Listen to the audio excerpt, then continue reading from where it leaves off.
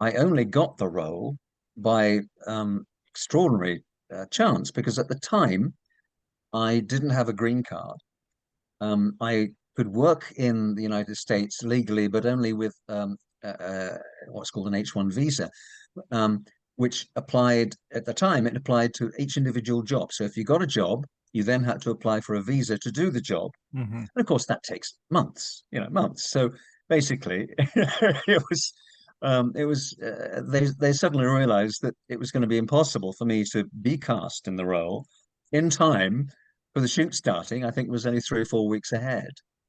Um, and apparently, there was a person at the White House. I don't want to tell too many stories here, but there was a person at the White House in the press department who was a great Babylon 5 fan, or more importantly, their child was a great Babylon 5 fan.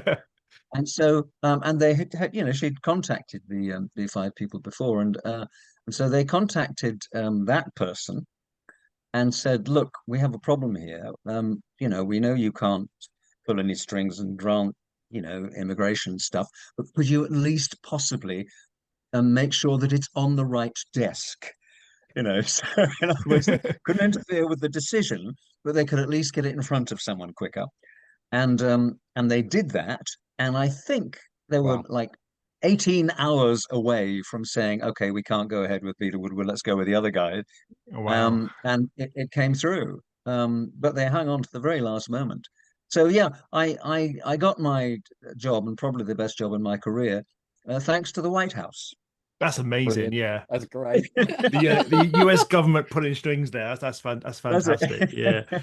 Brilliant. It was obviously destined meant to be as well. I mean, did you know that Call to Arms was going to lead on to a TV series, or was it just for Call to Arms at the time?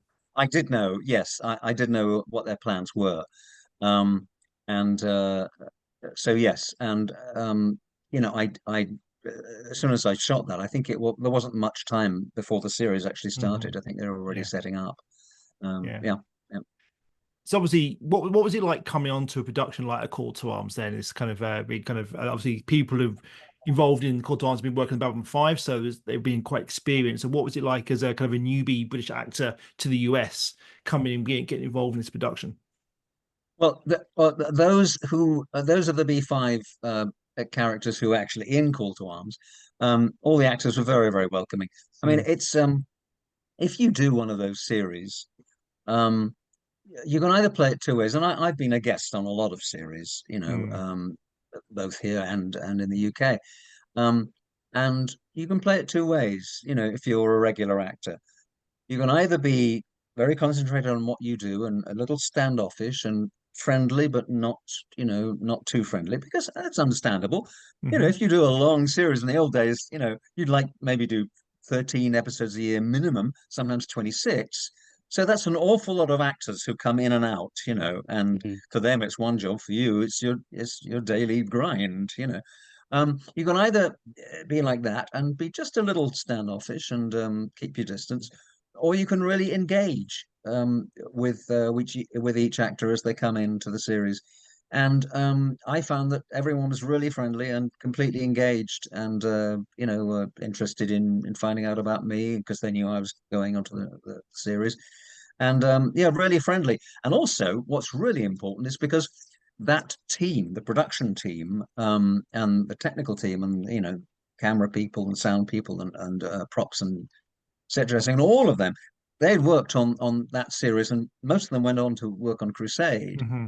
and that matters a great deal, because if it had been a one-off movie connected to the B5 universe, but just a one-off movie, um, that then it takes a while for things to get everyone to get used to working with each other. But of course, I fell into a job in which everyone had worked with each other for years, Yeah. and was totally smooth, and they had ironed out all the kinks. So it was a really pleasurable job. It was great fun. And similarly with the series, because we had so many people, technical people and production people who'd been on the B5, moved over to Crusade, and so they really knew what they were doing, which was great.